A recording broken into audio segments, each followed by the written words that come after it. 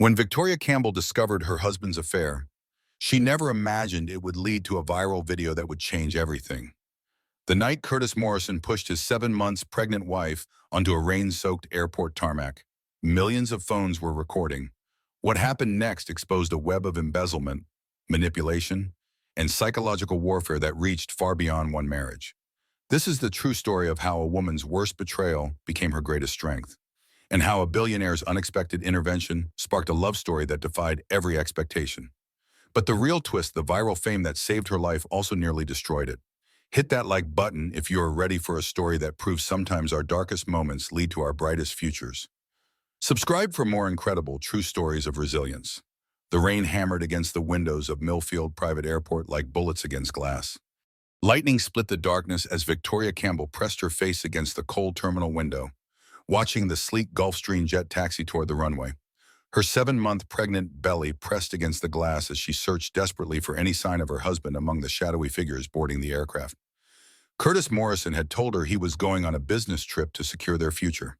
What he hadn't told her was that he planned to take his mistress Amber Collins with him. What he definitely hadn't told her was that he never planned to come back.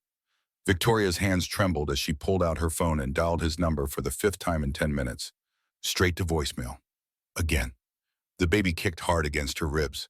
As if sensing her distress, she placed a protective hand over her belly and whispered, "It's okay, sweetheart. Daddy's just confused right now." But even as she said the words, Victoria knew something was terribly wrong. Curtis had been distant for weeks, working late every night, taking mysterious phone calls that ended abruptly when she entered the room. Their joint bank account had been steadily emptying, and when she'd asked about it, he'd exploded in rage, accusing her of being paranoid and controlling. The terminal doors burst open with a crash that made Victoria jump. Through the rain and wind, she saw them, Curtis striding toward the jet with his expensive leather briefcase. And beside him, clinging to his arm like a possession, was Amber Collins. The 25-year-old social media influencer was everything Victoria wasn't: blonde, thin, childless, and completely unencumbered by the responsibilities of real life. Victoria's heart shattered as she watched Amber laugh at something Curtis said, her perfectly manicured hand resting on his chest with casual intimacy. This wasn't a business trip. This was an escape, and Victoria wasn't invited. She ran through the terminal as fast as her pregnant body would allow, her sensible teaching shoes slipping on the polished floor. The automatic doors opened with a whoosh, and the storm hit her like a physical blow. Rain soaked through her cardigan within seconds, and the wind threatened to knock her off balance. "Curtis!" she screamed over the roar of the jet engines. "Curtis, wait!" He turned at the sound of her voice, and for a moment, Victoria saw something flicker in his eyes. Guilt, regret, but it was quickly replaced by cold irritation. "What are you doing here, Victoria?" Curtis demanded, his voice barely audible over the storm. "I told you I had to leave tonight." "Please don't go," Victoria begged, reaching for his arm. "We can work this out. Whatever's wrong, we can fix it together. Think about the baby. Think about our family." Curtis jerked his arm away from her touch as if she were diseased. "There is no family," he shouted. There's just you, dragging me down with your neediness and your constant demands. I never wanted this baby. Victoria, I never wanted any of this." The words hit Victoria harder than any physical blow could have. She stumbled backward, her hand instinctively moving to protect her unborn child. "You don't mean that," she whispered. "You can't mean that." But Curtis's face was a mask of cruel indifference. Beside him, Amber smirked with undisguised satisfaction. "Come on, babe," the younger woman purred. "Let's go. She's embarrassing herself." As Victoria watched her husband of 4 years choose another woman over their unborn child, she felt something break inside her that she wasn't sure could ever be repaired. The storm raged around them, but nothing could match the tempest of betrayal and abandonment tearing through her heart. "Curtis, please," she tried one last time, her voice breaking. "I'm your wife. I'm carrying your child. Don't leave us like this." But Curtis Morrison had already turned his back on her, walking toward the jet that would carry him away from his responsibilities and into a new life, where Victoria Campbell and their baby simply didn't exist. Victoria stumbled forward on the slick tarmac, desperation driving her despite the wind and rain. Her cardigan clung to her skin, and her hair whipped across her face, but she didn't care. All she could see was Curtis's retreating figure disappearing into the jet with Amber. "Please," she called out, her voice cracking with emotion. "Curtis, I'm begging you, don't do this to us." Several passengers waiting near the terminal had noticed the commotion and were watching with a mixture of curiosity and concern. Some had their phones out, recording what they assumed was just another airport drama. None of them could have predicted what would happen next. Curtis stopped at the bottom of the jet's stairs and turned back toward Victoria with visible anger. "You're making a scene," he hissed. "Can't you just accept that this is over?" "No," Victoria said firmly, finding strength she didn't know she possessed. "I won't accept it. We took vows. Curtis, for better or worse, in sickness and in health. This is your child I'm carrying. You can't just walk away from that." Amber appeared in the doorway of the jet, her designer dress somehow still perfect despite the storm. "Are we going or not?" she called down impatiently. "The pilot says we need to take off before this weather gets worse." "Just give me a minute," Curtis snapped back at her, then fixed his cold gaze on Victoria. "You want to know the truth? I've been planning this for months. The money's already moved to offshore accounts. The house is being sold. By the time you figure out what's happening, I'll be somewhere you can't find me." Victoria felt the blood drain from her face. "What money? What accounts?" "Our accounts, Victoria, my clients' accounts, it's everything." "I'm not going to prison for some investment deals that went bad, and I'm sure as hell not going to be trapped in this pathetic life with you." The revelation hit Victoria like a physical blow. Curtis hadn't just betrayed her personally. He'd committed fraud that would destroy innocent people's lives. "You can't do this," she whispered. "Those people trusted you." "Those people were fools," Curtis replied with a shrug. "Just like you." Something inside Victoria snapped. The fear, the heartbreak, the betrayal all crystallized into pure fury. She lunged forward and grabbed Curtis's arm, not to hurt him, but to try one last time to reach the man she'd once loved. "Let go of me," Curtis snarled, trying to pull away. "No," Victoria said firmly. "You're not leaving us like this. You're not abandoning your child." What happened next would be replayed millions of times across social media platforms around the world. Curtis Morrison, investment broker and soon-to-be fugitive, deliberately and violently shoved his 7 months pregnant wife away from him with such force that she lost her footing on the wet tarmac. Victoria fell hard, her hands instinctively moving to protect her belly as she hit the ground. Pain shot through her back and shoulders, and she felt a warm wetness that she prayed was just rainwater, but feared might be something worse. The witnesses gasped audibly. Several phones continued recording as Victoria lay on the ground, crying out in pain and fear for her unborn child. Curtis stood over her for a moment, breathing heavily, looking for all the world like a man who had just revealed his true nature to anyone willing to see it. "Now look what you've done," he said coldly. "You've embarrassed both of us." As Victoria struggled to sit up, her vision blurring with pain and shock, a tall figure emerged from the shadows near the terminal building. Jackson Wilde had been at the airport conducting business when he witnessed the assault, and his expression was thunderous as he strode across the tarmac toward them. "That's enough," Jackson said, his voice carrying despite the storm. He knelt beside Victoria, his expensive coat immediately soaking through as he shielded her from the rain. "Are you hurt? Do you need medical attention?" Curtis's face paled as he recognized the billionaire CEO whose company had been featured on magazine covers worldwide. "This is none of your business," Curtis stammered. "This is between me and my wife." Jackson looked up at Curtis with undisguised disgust. "A man who pushes a pregnant woman to the ground forfeits any right to call her his wife." He turned his attention back to Victoria, his voice gentle but urgent. "We need to get you to a hospital." "Can you move?" As Jackson helped Victoria to her feet, Curtis seemed to realize that his carefully planned escape was about to become much more complicated. The witnesses, the phones, the famous billionaire now serving as Victoria's protector. None of this was part of his plan. "She's fine," Curtis said desperately. "She's always been dramatic. This is just another one of her episodes." But Jackson wasn't listening to Curtis anymore. He was focused entirely on Victoria, who was clearly in distress and possibly injured. As he supported her weight and began walking her toward the terminal, Curtis made the decision that would define the rest of his life. He turned his back on them both and boarded the jet with Amber. The plane's engines roared to life as Victoria collapsed against Jackson's chest, and the last thing she saw before losing consciousness was the red taillights of the aircraft carrying her husband away into the storm. Dr. Beth Turner had seen her share of domestic violence cases during her 15 years in emergency medicine, but there was something particularly heartbreaking about the young pregnant woman being wheeled into Mercy General Hospital at 2 in the morning.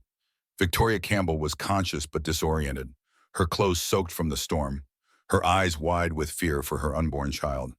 "Please," Victoria whispered as the medical team transferred her to an examination bed. "Please tell me my baby is okay. We're going to take excellent care of both of you," Dr. Turner assured her, already ordering ultrasound equipment and calling for the on-call obstetrician. "Can you tell me what happened?"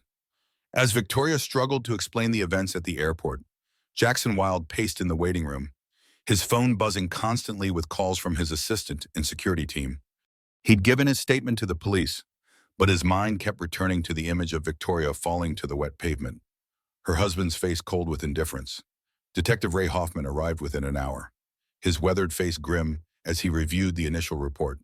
A pregnant woman assaulted by her husband at a private airport, with multiple witnesses and video evidence.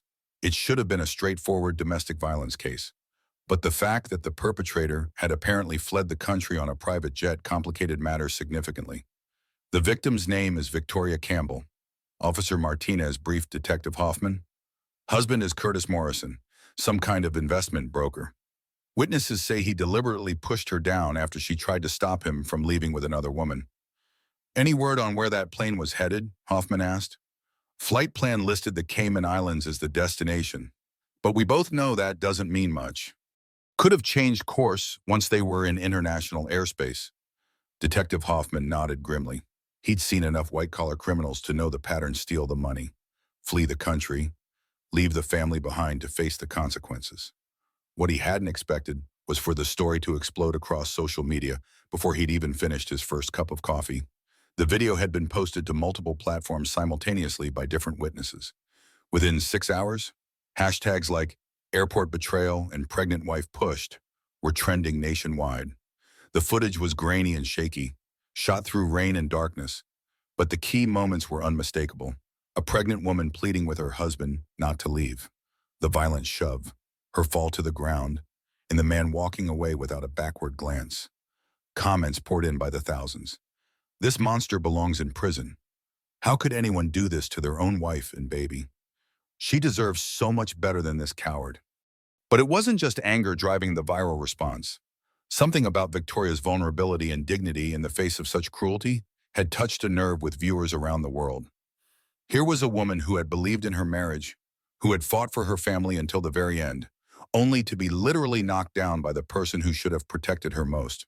Jackson had remained at the hospital throughout the night, fielding calls from his legal team and media representatives while trying to stay out of the way of the medical staff. When Dr. Turner finally emerged from the examination room, he was on his feet immediately. "How is she?" Jackson asked. "Physically, she's going to be fine." "Or she do?" Dr. Turner replied, "Oui. Some bruising, definitely shaken up. But the baby appears to be unharmed. Emotionally, though, she's going to need time and support to process what happened." "Can I see her, doctor?" Turner studied Jackson's face carefully. She'd heard about his reputation as a ruthless businessman, but the man standing before her seemed genuinely concerned about a stranger's welfare. "She's been asking for you, actually. I think your presence comforted her during a terrifying experience." Victoria was sitting up in bed when Jackson entered, her hands protectively cradling her belly.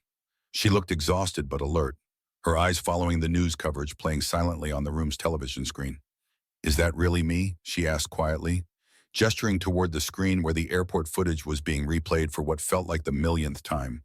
Jackson glanced at the television, then back at Victoria. "Unfortunately, yes. The story's everywhere."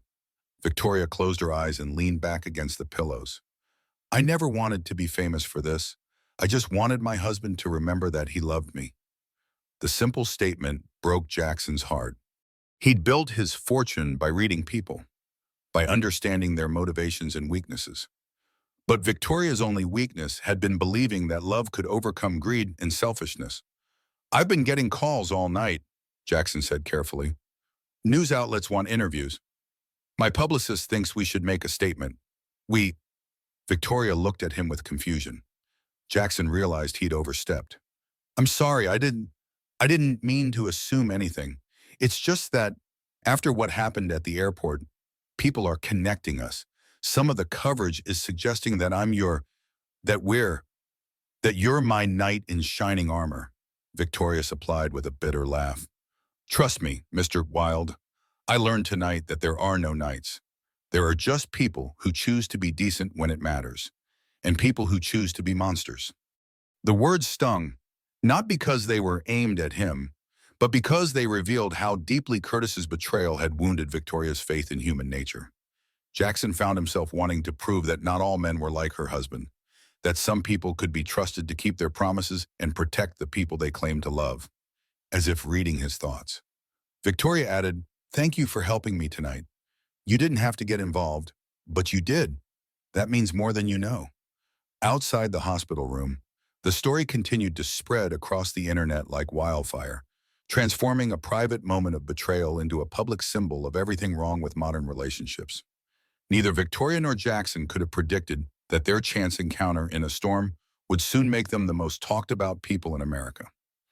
3 days after the airport incident, Detective Ray Hoffman sat in his cluttered office reviewing a case that was growing more complex by the hour. What had started as a straightforward domestic assault had morphed into a federal investigation involving embezzlement, wire fraud, and interstate flight to avoid prosecution. The FBI had taken over the financial crimes portion of the case, but Hoffman remained the lead investigator on the assault charges. He'd interviewed Victoria twice now, and each conversation had revealed new layers to Curtis Morrison's deception. He controlled everything. Victoria had told him during their second meeting, "I thought it was because he loved me and wanted to take care of me, but now I see it was about control. He didn't want me to have any independence because then I might discover what he was really doing." Agent Sarah Martinez from the FBI's white-collar crime unit had joined the investigation and was helping to piece together Curtis's financial schemes. The preliminary findings were staggering: over $12 million missing from client accounts, fraudulent investment reports dating back 3 years, and a sophisticated money laundering operation that had moved funds through multiple offshore banks. This wasn't a crime of opportunity, Agent Martinez explained to Hoffman. Morrison had been planning this for years. The assault on his wife was just the final step in covering his tracks. Meanwhile, the media circus surrounding Victoria had reached fever pitch. News vans camped outside her apartment building. Reporters shouted questions whenever she tried to leave for doctor's appointments, and her phone rang constantly with interview requests from everyone from local news stations to national talk shows. Jackson had hired private security to protect Victoria from the most aggressive journalists, a gesture that had only fueled more speculation about their relationship. Headlines screamed, "Billionaire's new romance," and "Love after betrayal," completely missing the point that Victoria was a victim trying to heal from trauma, not a woman looking for a new relationship. Victoria herself was struggling to understand how her private humiliation had become public entertainment. She'd returned to her small apartment after her hospital stay, but the space felt different now. Everything reminded her of Curtis, the furniture they'd picked out together, the wedding photos she couldn't bring herself to take down, the baby nursery they'd started preparing before her world collapsed. Her sister Lynn had flown in from Denver to help, but even having family support couldn't ease the constant anxiety of being watched and judged by millions of strangers. "Maybe you should do one big interview," Lynn suggested as they watched the morning news coverage from Victoria's living room. "Tell your side of the story, then ask everyone to leave you alone." "What story?" Victoria replied wearily. "That I was stupid enough to believe my husband loved me, that I didn't see the signs that he was stealing from his clients, that I'm now 7 months pregnant with no job, no savings, and a husband who's probably sipping cocktails on some beach while I deal with the mess he left behind." The financial devastation was almost as overwhelming as the emotional betrayal. Curtis had systematically drained their joint accounts and cashed out their retirement savings. The house was indeed being sold, but the proceeds would go to the mortgage company and his law firm. Victoria would be left with nothing except debt and public sympathy. Jackson had offered financial help, but Victoria had politely declined. Accepting charity from a billionaire would only reinforce the narrative that she needed rescuing, when what she really needed was justice and the chance to rebuild her life on her own terms. The breakthrough in the case came from an unexpected source, Lance Wright, Curtis's business partner. Agent Martinez had been investigating Wright's role in the embezzlement scheme when his lawyer called with an offer to cooperate in exchange for immunity. Wright claims he has recordings, Agent Martinez told Detective Hoffman. Says Morrison bragged about his exit strategy, including plans to get rid of his wife by having her committed for mental health issues if she became too much of a problem. The recordings were damning. Curtis's voice was clear as he outlined his plans to his partner and mistress. Victoria's so trusting. She'll never see it coming. By the time she realizes what's happening, I'll be gone and she'll be dealing with criminal charges for my embezzlement. No one's going to believe the word of a desperate, abandoned wife over a respected investment advisor. Even more chilling was Curtis's backup plan. If she gets too close to the truth, I've already got documentation of her mental instability, pregnancy hormones, erratic behavior, delusional accusations against her loving husband. It wouldn't be hard to have her committed long enough for me to disappear completely. When Detective Hoffman played the recordings for Victoria, she sat in the stunned silence for several minutes. She'd known Curtis was selfish and weak, but she hadn't realized he was genuinely evil. He was going to destroy my life to save himself, she said finally. If he hadn't gotten impatient and assaulted me in public, he might have succeeded. The assault was actually the mistake that brought down his whole plan, Hoffman agreed. All those witnesses, all that video evidence, Jackson Wilde's intervention, he couldn't control the narrative anymore. As the investigation expanded, Curtis Morrison was transformed from a successful businessman into the face of white-collar crime and domestic abuse. His photo appeared on wanted posters and crime shows, while Victoria evolved from victim to survivor in the public consciousness. But for Victoria herself, sitting in her empty apartment, watching her life dissected on television, the victory felt hollow. She had justice. She had public support, but she didn't have the one thing she'd wanted most of the family for her unborn child. The baby kicked strongly against her ribs, as if reminding her that family could take many forms. As she placed her hand on her belly and whispered words of comfort to her daughter, Victoria began to understand that sometimes the family you create for yourself is stronger than the one that abandons you. 2 weeks after the airport incident, Victoria discovered that being a viral victim came with its own unique hell.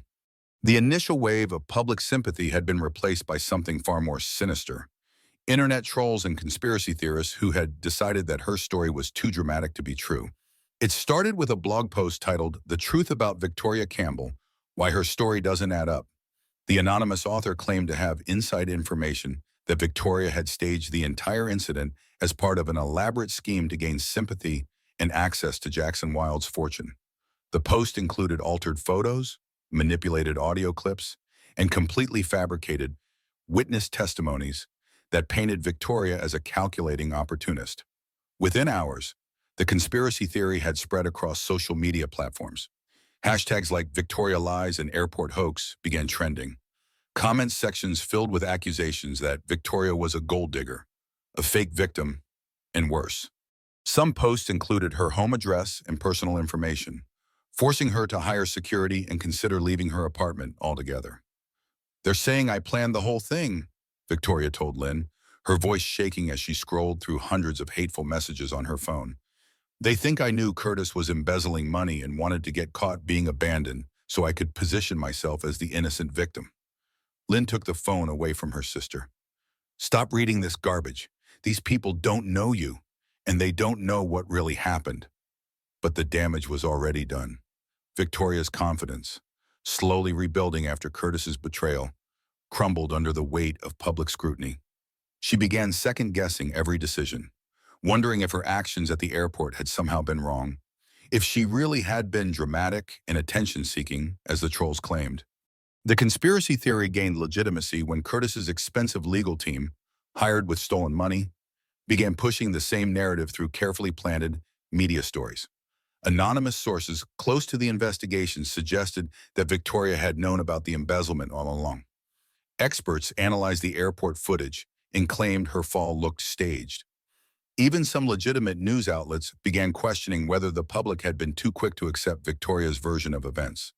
Jackson watched the character assassination campaign with growing anger. His own team had advised him to distance himself from Victoria to protect his reputation. But he refused to abandon someone who was being systematically destroyed by lies and manipulation.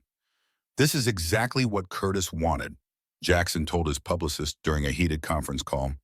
He knew that if he could discredit Victoria, it would undermine the entire case against him. We're watching a textbook example of victim blaming on a massive scale. Detective Hoffman was equally frustrated by the conspiracy theories. He'd spent weeks investigating every aspect of the case and knew with absolute certainty that Victoria was an innocent victim. But public opinion didn't operate on evidence and facts. It operated on emotion and narrative. And Curtis's legal team was masterful at crafting a story that made Victoria the villain. The recordings we have of Morrison prove that he planned to destroy his wife's credibility if she became a problem. Hoffman explained to a reporter who'd called asking about the conspiracy theories. What we're seeing now is that plan being executed by his legal team. But even with law enforcement's support, Victoria found herself increasingly isolated. Former friends began avoiding her calls, worried about being associated with someone so controversial. The school district where she'd taught for 5 years issued a statement distancing themselves from the situation. Even some domestic violence advocates began hedging their support, unwilling to stake their reputations on someone whose story was being questioned. The stress was taking a physical toll on Victoria's pregnancy. Her doctor warned that the constant anxiety could lead to complications and advised her to avoid all media coverage and social media platforms. But the harassment followed her everywhere: protesters outside her apartment building, aggressive reporters ambushing her at doctor's appointments, and a constant barrage of threatening messages and phone calls. One particularly low moment came when Victoria was grocery shopping, trying to maintain some semblance of normal life. A woman approached her in the produce section and loudly accused her of ruining an innocent man's life for money. Other shoppers stopped to watch as the woman berated Victoria, calling her a liar and a fraud. Victoria fled the store in tears, leaving her cart behind, and called Jackson from her car. "I can't do this anymore," she sobbed into the phone. "Maybe they're right. Maybe I did something wrong. Maybe I should have just let him leave quietly and dealt with the consequences privately."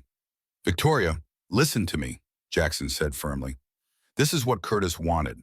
This is exactly the outcome he planned when he recorded those conversations about destroying your credibility. You are not responsible for other people's cruelty, and you are not required to endure abuse silently to make others comfortable."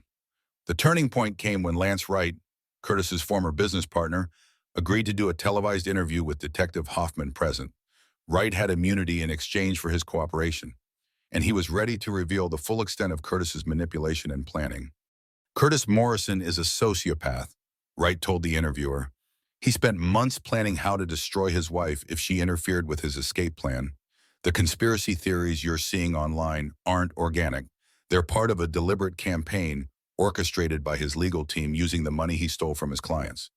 Wright produced additional recordings that had been held back during the investigation, including conversations where Curtis explicitly discussed hiring reputation management firms to spread disinformation about Victoria online.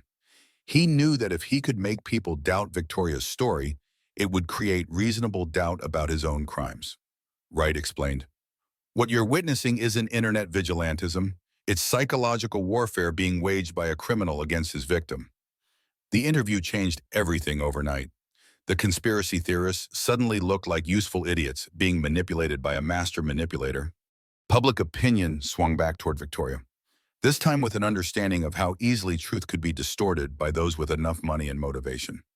But for Victoria, sitting in her apartment watching strangers debate her integrity on television, the vindication felt hollow. The damage to her psychological well-being had been done, and she was beginning to understand that being right wasn't always enough to protect you from being destroyed. As she felt her daughter move inside her belly, Victoria made a decision that would define the rest of her life. She would no longer allow other people's opinions to determine her worth.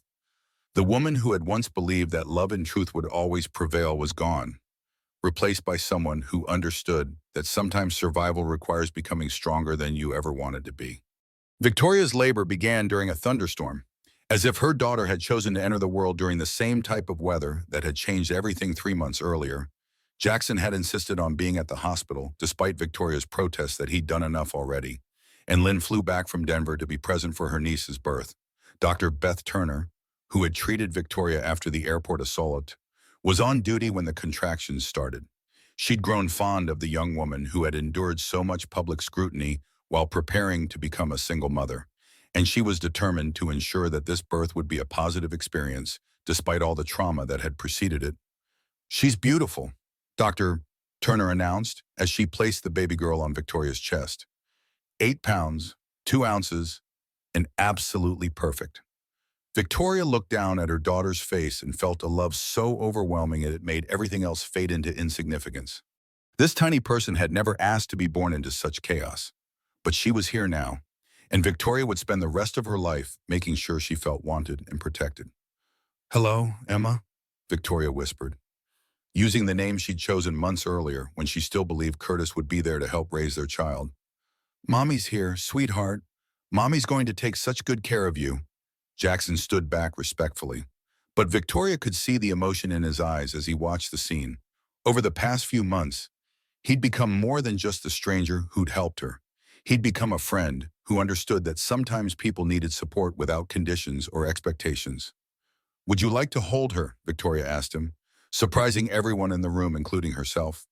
Jackson approached carefully, as if he were handling the most precious thing in the world. When Emma settled peacefully in his arms, he looked down at her with an expression of wonder that Victoria had never seen before. "She's going to change the world," he said softly. "Look at those eyes. She's already planning something amazing." The peaceful moment was interrupted when Detective Hoffman arrived with news that couldn't wait.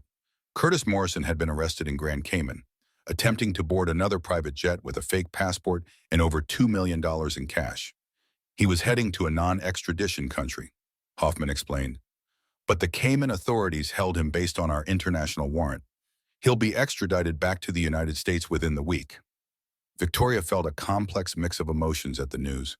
Relief that Curtis would finally face justice for his crimes, sadness that Emma would grow up knowing her father was in prison, and, unexpectedly, a sense of closure that had been missing during his months as a fugitive. "What will happen to him?" Victoria asked. "Federal prosecutors are seeking 25 years for the embezzlement charges alone," Hoffman replied. "Add in the domestic violence conviction, the fraud charges, and the flight to avoid prosecution, and he's looking at spending most of the rest of his life in prison." Agent Martinez arrived shortly after Hoffman, carrying a briefcase full of documents that would further change Victoria's life. The FBI's investigation had uncovered additional assets that Curtis had hidden in various accounts, including a life insurance policy with Victoria as the beneficiary that he'd apparently forgotten about in his rush to disappear. "The court has frozen all of Morrison's assets pending restitution to his victims," Agent Martinez explained. "But there are some funds that legally belong to you and your daughter. It's not a fortune, but it's enough to ensure you won't have to worry about immediate financial security."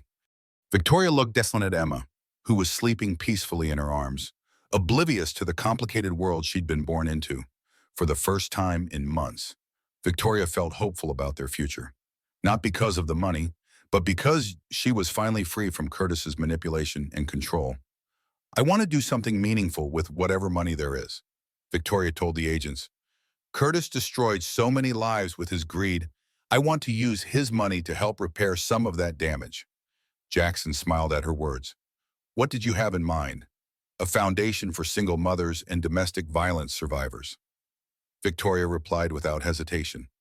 "Too many women stay in dangerous situations because they can't afford to leave. I want to change that." Over the next few days, as Victoria recovered from childbirth and adjusted to life as a new mother, the media coverage took on a different tone. Instead of focusing on her as a victim or conspiracy target, reporters began highlighting her plans to turn her experience into a force for positive change. The foundation idea resonated with people who had followed her story from the beginning. Donations poured in from strangers who admired her resilience, businesses wanting to support her mission, and even some of Curtis's former clients who wanted their recovered funds to go toward helping others. Jackson offered to serve on the foundation's board of directors, bringing his business expertise and connections to help maximize their impact. "I've spent my career building wealth," he told Victoria. "Maybe it's time I spent some energy building something more important." As Victoria watched Jackson interact with Emma, reading to her from children's books and talking to her as if she could understand it every word. She began to see him differently. Not as the billionaire who had rescued her, but as a man who had chosen to involve himself in her life, not out of obligation or pity, but out of genuine care for her and her daughter's well-being. The realization both thrilled and terrified her. After Curtis's betrayal, Victoria had assumed she would never trust another man with her heart, but Jackson had spent months proving through actions, not words, that some people could be counted on to keep their promises. When Emma was 3 days old, Curtis called the hospital from jail. Victoria stared at the phone for several rings before finally answering. "Hello, Curtis?" "Victoria, I need you to listen to me," Curtis said urgently. "The lawyers say if you testify on my behalf, tell them about my depression and the pressure I was under, it could reduce my sentence significantly." Victoria felt a familiar rage building in her chest. Even from jail, even after everything he'd done, Curtis was still trying to manipulate her into solving his problems. "Curtis," she said calmly, "I gave birth to our daughter 3 days ago. Would you like to know her name?" Silence on the other end of the line. "Her name is Emma, and she's beautiful and perfect, and she will never have to wonder whether her mother loves her more than money or freedom or anything else in the world." Victoria's voice grew stronger with each word. "And that's the only conversation we're ever going to have. Goodbye, Curtis." Victoria hung up the phone and immediately blocked the number. As she looked down at Emma sleeping in her arms, she realized that the woman who had once begged her husband not to leave her at an airport was gone forever. In her place was someone stronger, someone who understood that the best revenge against people who try to destroy you is building a life so full of love and purpose that their cruelty becomes irrelevant. 6 months after Emma's birth, Curtis Morrison sat in federal court watching his carefully constructed world collapse around him. The man who had once commanded respect in boardrooms now wore an orange jumpsuit and handcuffs, his legal team struggling to mount any defense against the overwhelming evidence of his crimes. Victoria sat in the gallery holding Emma, who babbled happily and completely oblivious to the proceedings that would determine her father's fate. Jackson sat beside them, having insisted on being present for moral support despite the media attention his presence would generate. The prosecution's case was methodical and devastating. Agent Martinez walked the jury through Curtis's elaborate embezzlement scheme, showing how he had systematically stolen from client accounts over 3 years while creating false investment reports to hide the theft. The total amount stolen was now estimated at over $15 million, money that had been meant to fund people's retirements, children's college educations, and family emergencies. The defendant didn't just steal money, Prosecutor Janet Williams told the jury. He stole his clients' futures, their security, their trust in the financial system. And when his scheme began to unravel, he attempted to destroy the one person who could expose him, his own wife. The domestic violence portion of the case was equally damning. The airport footage was played for the jury, showing Curtis's deliberate and violent assault on his pregnant wife. Several witnesses testified about what they had observed, describing Victoria's desperation and Curtis's cold indifference. But it was Lance Wright's testimony that proved most damaging to Curtis's defense. Wright had agreed to testify in exchange for a reduced sentence, and he methodically detailed Curtis's planning and manipulation. "Curtis told me he had contingency plans for everything," Wright testified. "He said if Victoria ever figured out what he was doing, he had already created a paper trail to make her look mentally unstable. He had recordings of arguments where he deliberately provoked her, medical records that he claimed showed emotional instability, even witness statements from people he had paid to lie about her behavior."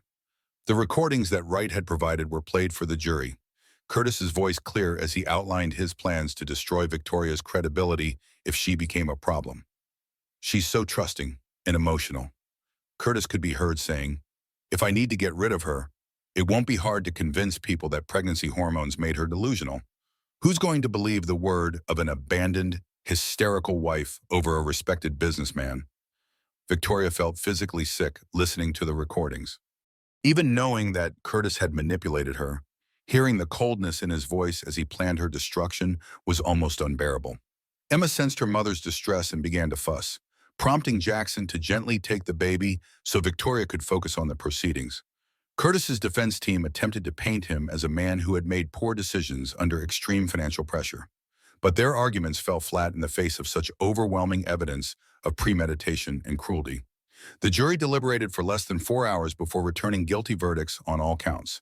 Judge Helen Stone had presided over hundreds of white-collar crime cases during her career, but she admitted that the combination of financial fraud and domestic violence in Curtis's case was particularly disturbing. Mr. Morrison, you have demonstrated a level of callousness and manipulation that goes beyond simple greed, Judge Stone said during sentencing. You systematically destroyed the financial security of dozens of families, and then attempted to destroy your own wife when she threatened to expose your crimes. The court sentences you to 32 years in federal prison, with no possibility of parole for 20 years. Curtis's face remained impassive as the sentence was read, but Victoria saw his hands tremble slightly as the reality of spending the next 2 decades in prison set in. She felt no satisfaction at his downfall, only a profound sadness that Emma would grow up knowing her father had chosen crime and cruelty over love and responsibility. After the sentencing, Victoria was approached by several of Curtis's victims who wanted to thank her for having the courage to come forward.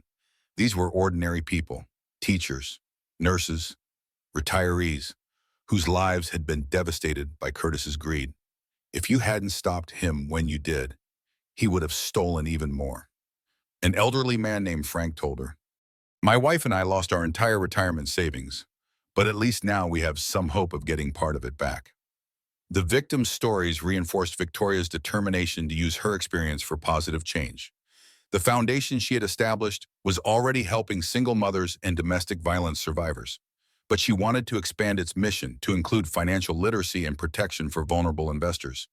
Too many people trust financial advisors without understanding how to protect themselves.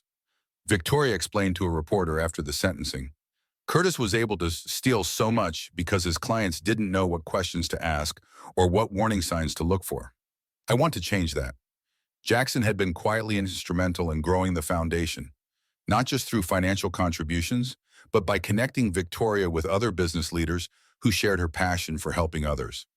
Their working relationship had evolved into something deeper over the months, built on mutual respect and shared values rather than the desperate circumstances of their first meeting. "You know," Jackson said as they walked out of the courthouse together, "when I first saw you at that airport, I thought I was helping someone who needed rescuing. I was completely wrong. You didn't need rescuing, you needed justice. And you fought for it yourself." Victoria shifted Emma to her other arm and smiled. "I think we helped each other. You reminded me that not all men are like Curtis, and I reminded you that sometimes the most important thing you can do with wealth and power is help people who don't have either." The media coverage of the trial's conclusion focused on Curtis's downfall, but Victoria was more interested in the future than the past. She had testified not for revenge, but for closure, and now she was ready to focus entirely on building a life for Emma that would be defined by love and purpose rather than betrayal and manipulation. That evening, as Victoria put Emma to bed in the nursery, she had decorated herself. She reflected on how much had changed since that terrible night at the airport. The scared, abandoned woman who had begged her husband not to leave her was gone, replaced by someone who understood that real strength came not from avoiding hardship, but from refusing to let hardship define you. Emma reached up and grabbed Victoria's finger, her grip surprisingly strong for such a small person. As Victoria looked down at her daughter's trusting face, she made a silent promise that Emma would grow up knowing that she was wanted, loved, and capable of achieving anything she set her mind to. The past was finally behind them. The future was just beginning. 1 year after Curtis's sentencing, Victoria stood in the conference room of the Campbell Foundation headquarters, presenting their annual report to a room full of board members, donors, and journalists. The organization had helped over 300 women leave abusive situations, provided financial literacy training to thousands of people, and recovered millions of dollars for fraud victims through their legal advocacy program. "When I first conceived of this foundation," Victoria told the audience, "I thought it would be about helping other people avoid what happened to me. But I've learned that it's really about empowering people to rebuild their lives after betrayal, to trust again after being deceived, and to love again after being broken." Jackson watched from the back of the room, pride evident on his face as he listened to Victoria articulate the mission they had built together. Over the past 18 months, their relationship had evolved slowly and naturally from friendship to partnership to something deeper and more meaningful than either had expected. Emma, now walking and chattering constantly, had become the unofficial mascot of the foundation office. Staff members delighted in her visits, and she had an uncanny ability to brighten the mood during difficult client meetings. Her presence served as a reminder that even the darkest situations could lead to new beginnings. After the presentation, Victoria found Jackson in her office, building block towers with Emma on the floor. Again, Emma demanded when her latest creation fell down, clapping her hands with delight. She's definitely going to be an engineer, Jackson said, obediently starting another tower. Or maybe a demolition expert. Victoria laughed, still amazed by how naturally Jackson had fitted into their lives. He'd never tried to replace Curtis as Emma's father, but he'd become a consistent, loving presence who was teaching her that men could be trustworthy and gentle. "I've been thinking," Jackson said as Emma knocked down another tower, "about what you said in your presentation today, about learning to trust again." Victoria felt her heart skip a beat. They'd been building toward this conversation for months, both of them careful not to rush into anything that might complicate their friendship or their work together. "What about it?" Victoria asked, settling on the floor beside them. "I think I'm ready to trust that what we have is real," Jackson said carefully. "Not because of how we met, not because I want to rescue you or you need rescuing, but because we've built something genuine together. The foundation, our friendship, the way you've let me into Emma's life, it's all real." Victoria reached over and took his hand. "I've been thinking the same thing. For a long time, I was afraid that my judgment was broken, that I couldn't trust myself to recognize a good man after being so wrong about Curtis. But watching how you interact with Emma, how you've supported the foundation, how you've never pressured me for anything I wasn't ready to give, I realized that some people really are exactly who they appear to be." Emma crawled over and inserted herself between them, babbling something that sounded like Jack Jack, which had become her version of Jackson's name. He scooped her up and spun her around, making her giggle with delight. "What do you think, Emma?" Jackson asked seriously. "Would it be okay if Jack Jack stayed around for a very long time?" "Jack Jack stayed," Maya announced firmly, as if settling the matter once and for all. Victoria and Jackson looked at each other and burst into laughter. They'd been overthinking a decision that Emma had apparently made months ago. That evening, after Emma was asleep, Victoria and Jackson sat on the couch in her apartment talking about their future. The space looked completely different than it had during her marriage to Curtis. Gone were the expensive furnishings chosen to impress others, replaced by comfortable pieces that reflected Victoria's actual taste and personality. "I want you to know," Victoria said, "that this isn't about gratitude or feeling like I owe you something because you helped me. This is about choosing to build a life with someone who makes me want to be the best version of myself." "I feel the same way," Jackson replied. "You've taught me that there's more to life than business success and accumulating wealth. You've shown me what it means to use what you have to make other people's lives better." They talked late into the night about their hopes for the foundation, their dreams for Emma's future, and their desire to create a family built on mutual respect and genuine affection rather than need or obligation. 6 months later, Jackson proposed during a foundation fundraising gala, getting down on one knee in front of 300 guests who had followed Victoria's journey from victim to survivor to advocate. The proposal wasn't about grand gestures or expensive rings. It was about publicly declaring his commitment to the woman and child who had changed his understanding of what really mattered in life. "Victoria Campbell," Jackson said as the crowd fell silent, "you've taught me that love isn't about rescuing someone or being rescued. It's about choosing to walk through life together, supporting each other's dreams and sharing each other's burdens. Will you marry me?" Emma, now 2 years old and remarkably articulate, provided the evening's best moment when she toddled over to the microphone and announced, "Mama say yes, Jack Jack, good." The crowd erupted in laughter and applause as Victoria said yes, not because she needed Jackson to complete her life, but because she wanted to share the life she had built with the man who had proven himself worthy of her trust. The wedding, held 8 months later in the foundation's community garden, was attended by many of the women Victoria had helped over the years. It was a celebration not just of Victoria and Jackson's love, but of the community of survivors who had supported each other through their darkest moments. Emma served as flower girl, taking her duties very seriously as she scattered rose petals down the aisle. During the ceremony, both Victoria and Jackson acknowledged that their love had grown from shared purpose and mutual respect. The strongest foundation any marriage could have. In her vows, Victoria said, "Jackson, you didn't save me from my past, but you helped me build a future worth believing in. You've shown Emma what a good man looks like, and you've taught me that some people really do keep their promises." Jackson's vows were equally heartfelt. "Victoria, you've taught me that true strength isn't about power or wealth, but about the courage to rebuild your life or it's been shattered.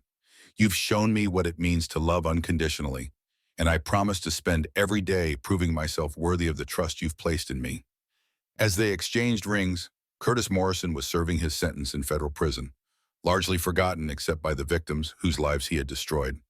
His daughter was growing up surrounded by love and purpose, never doubting that she was wanted and cherished. The woman who had once begged her husband not to abandon her in a storm had discovered that sometimes the most devastating betrayals clear the path for the most beautiful new beginnings. Victoria Campbell Wilde had built a life defined not by what was taken from her, but by what she had chosen to create in response to loss. 3 years after their wedding, Victoria stood at the podium of the annual Domestic Violence Awareness Conference, looking out at an audience of survivors, advocates, and law enforcement officials. Emma, now 5 years old, sat in the front row between Jackson and Lynn, proudly watching her mother speak to the crowd. "When people ask me how I survived what happened to me," Victoria began, "I always tell them that survival wasn't a single moment of strength. It was 1,000 small decisions to keep going when stopping would have been easier. It was choosing to trust again when betrayal felt safer. It was deciding that my daughter deserved to see what resilience looks like in action." The Campbell Foundation had grown beyond anything Victoria had imagined when she first conceived of it during those dark days after Emma's birth. They now operated shelters in 12 cities, had helped thousands of women leave abusive situations, and had recovered over $50 million for fraud victims through their legal advocacy program. But Victoria was most proud of their financial literacy initiative, which taught people how to protect themselves from the kind of schemes Curtis had perpetrated. The program had prevented countless families from falling victim to investment fraud and had empowered people to take control of their financial futures. "Education is the best defense against predators," Victoria told the conference audience. "My ex-husband was able to steal so much because his victims trusted him without understanding how to verify that trust. Knowledge is power, and power protects people." After her speech, Victoria was approached by a young woman named Sarah who looked remarkably similar to how Victoria had appeared 5 years earlier, tired, scared, and carrying the weight of betrayal. "I saw your story on the news when it first happened," Sarah said quietly. "My husband has been stealing from his clients too, and he's threatened to have me committed if I report him. I don't know what to do." Victoria sat down with Sarah and spent an hour walking her through the resources available, connecting her with both law enforcement and foundation services. As she watched Sarah leave with hope in her eyes for the first time in months, Victoria was reminded of why her work mattered so much. That evening, the family gathered for dinner in their home, a sprawling but warm house where Emma could play safely and loudly. Emma had Jackson's eyes but Victoria's determination, and she had already announced her intention to help people like Mama does when she grew up. "Tell me the story about the airplane again," Emma requested as Victoria tucked her into bed.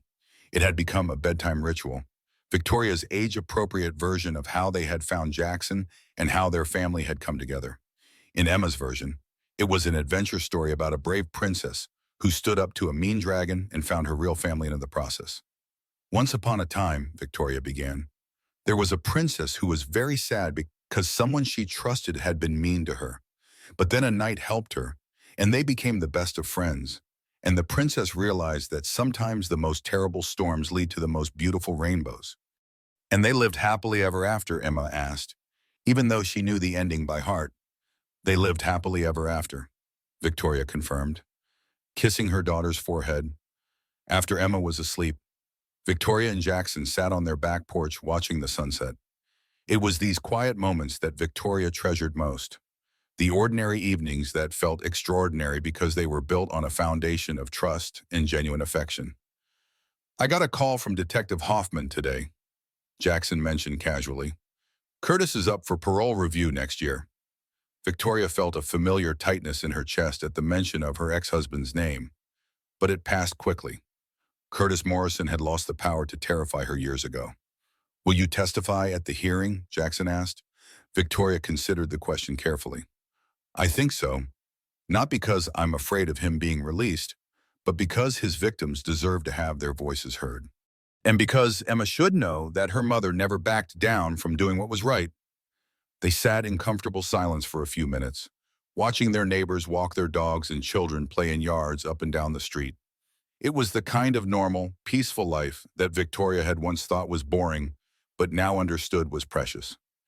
"Do you ever wonder what would have happened if I hadn't been at the airport that night?" Jackson asked. Victoria shook her head. "I used to think you saved me, but I've realized that's not what happened. You were there when I needed someone to believe in me, but I saved myself. The woman who stood up to Curtis in court, who built the foundation, who learned to trust again, that was all me." "That's exactly what I mean," Jackson said with a smile. "You would have found a way to survive and thrive no matter what. I just got lucky enough to be along for the journey." As they headed inside, Victoria caught sight of her reflection in the hallway mirror.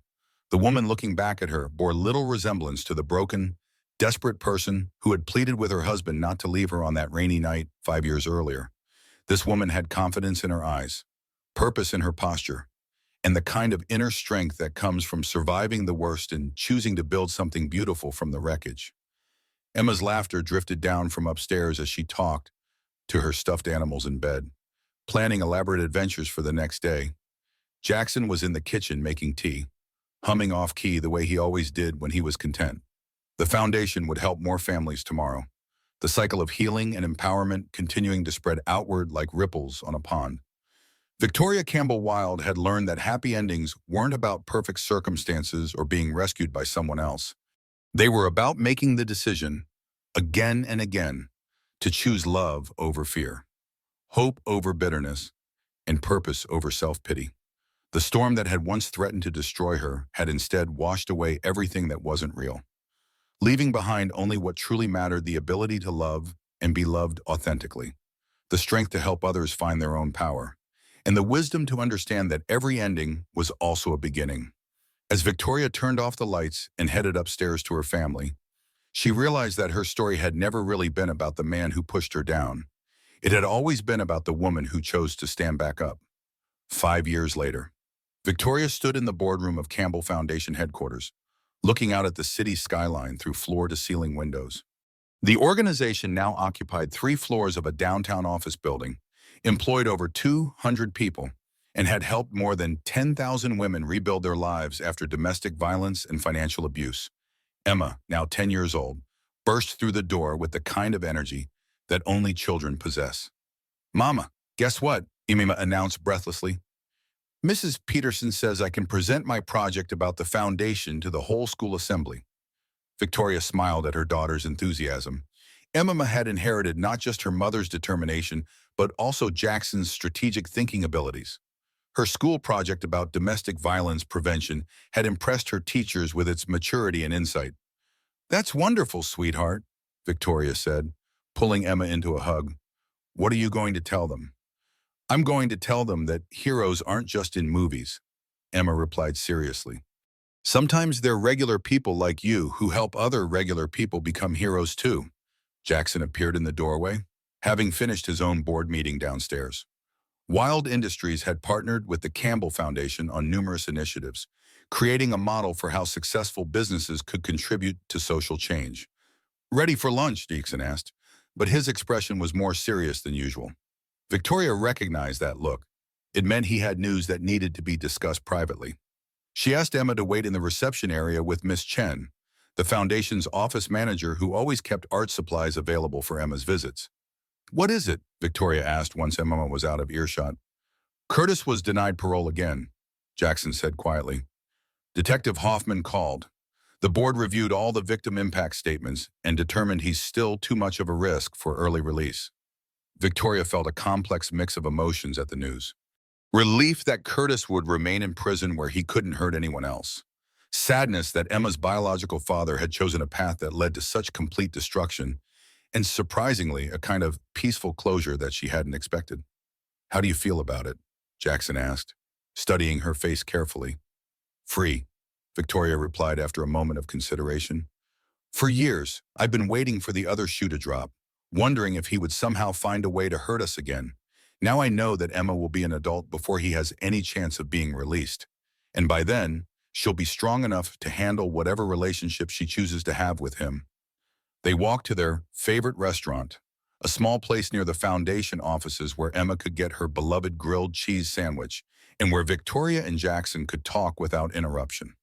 Over lunch, they discussed the foundation's expansion plans and Jackson's proposal to create a scholarship program for children of domestic violence survivors.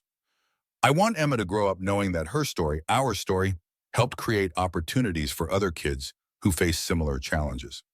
Jackson explained, not because she needs to carry the burden of her father's crimes, but because she gets to be part of the solution. After lunch, they picked up Emma and drove to their favorite park, where Emma immediately ran off to the playground with the confidence of a child who had never doubted her safety or her parents' love. Victoria and Jackson sat on a bench watching her play, their hands linked comfortably after nearly 7 years together. I've been thinking about what Emma said earlier. Victoria mentioned, about heroes being regular people. I used to think heroes were people who did extraordinary things under extraordinary circumstances. But I've learned that real heroism is choosing to be kind when the world has been cruel to you, choosing to trust when you've been betrayed, choosing to build rather than destroy. You've taught a lot of people that lesson, Jackson replied, including me. Victoria leaned against his shoulder, comfortable in the silence. She thought about all the women who had passed through the Foundation's programs over the years, each carrying their own story of betrayal and survival. Some had rebuilt their lives quickly, while others took years to find their footing. But all of them had proven that human beings possessed an extraordinary capacity for resilience when given the right support and resources. Mama Jackson, come push me on the swings, Emma called from across the playground. They spent the rest of the afternoon playing with Emma, helping her navigate the monkey bars and celebrating when she successfully completed the entire course for the first time. These were the moments Victoria treasured, most ordinary family time that felt extraordinary because it was built on a foundation of genuine love and mutual respect. That evening, as Victoria tucked Emma into bed, her daughter asked the question that had been weighing on her mind since Jackson's news about Curtis. Mama, do you think my birth father will ever be sorry for what he did? Victoria sat on the edge of Emma's bed, choosing her words carefully. I think your birth father is probably sorry that he got caught and has to face consequences for his actions. But I don't know if he's sorry for the pain he caused other people. Some people have trouble understanding how their choices affect others. Do you think he loves me? Emma asked quietly. Victoria's heart broke a little at the vulnerability in her daughter's voice. I think he loves the idea of you, sweetheart. But love isn't just a feeling, it's also actions. Real love means putting someone else's needs before your own wants. It means keeping promises and being there when things get difficult. Emma considered this seriously. Like how Jackson adopted me even though I wasn't his biological daughter. Exactly like Victoria confirmed. Jackson chose to be your father in every way that matters. That's what real love looks like. And like how you help other families even when it's hard work and makes you sad sometimes. Victoria smiled at her daughter's insight. Yes, that's another example of love in action. Emma hugged her mother tightly. I'm glad the mean things that happened to you led to all the good things that happened to us. After Emma was asleep, Victoria went to her home office to work on her speech for the next day's foundation fundraiser. But instead of writing, she found herself looking at the photo on her desk, Emma blowing out candles on her 10th birthday cake. Surrounded by Jackson, Lynn, and dozens of friends from school and the foundation community. It struck Victoria that Emma had grown up surrounded by examples of people who had overcome adversity and chosen to use their experiences to help others. She was learning not just that bad things sometimes happened to good people, but that good people had the power to transform their pain into purpose. The phone rang, interrupting Victoria's thoughts. It was Sarah, the young woman who had approached her at the conference years earlier seeking help with her own abusive situation. I wanted to call and thank you again. Sarah said, I just graduated law school, and I'm starting work next month at the prosecutor's office. I'm going to specialize in white-collar crime and domestic violence cases. Victoria felt tears spring to her eyes. Sarah, that's incredible. I'm so proud of you. I wouldn't be here without the foundation's help. Sarah continued. You saved my life, Victoria, and now I get to help save other people's lives. After hanging up, Victoria finally understood the true measure of her success. It wasn't the awards the foundation had won or the millions of dollars they had raised. It wasn't even the thousands of women they had helped directly. It was the ripple effect of healing that spread outward from each person they touched, creating ever-widening circles of hope and empowerment. Emma would grow up to be part of that ripple effect, carrying forward the lessons of resilience and compassion she had learned from watching her mother transform trauma into triumph. The woman who had once been pushed down at an airport had risen to become someone who lifted others up, and her daughter would continue that legacy. As Victoria finally began writing her speech for the next day, she realized that her story had become something much larger than one woman's journey from victim to survivor. It had become a testament to the human capacity for growth, forgiveness, and transformation. It proved that the worst things that happen to us don't have to define us. They can become the foundation for building something beautiful and meaningful. The words flowed easily as Victoria wrote about hope, healing, and the power of choosing love over fear. Outside her window, the city slept peacefully, filled with people who were fighting their own battles and searching for their own paths to healing.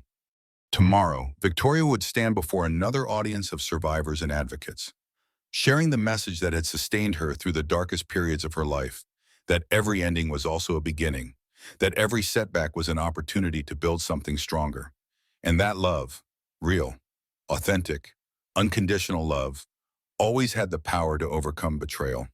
The storm that had once threatened to destroy Victoria Campbell had instead become the foundation for Victoria Campbell Wilde's greatest triumph, a life lived in service of others, a family built on trust and respect, and a legacy that would continue long after her own story had ended.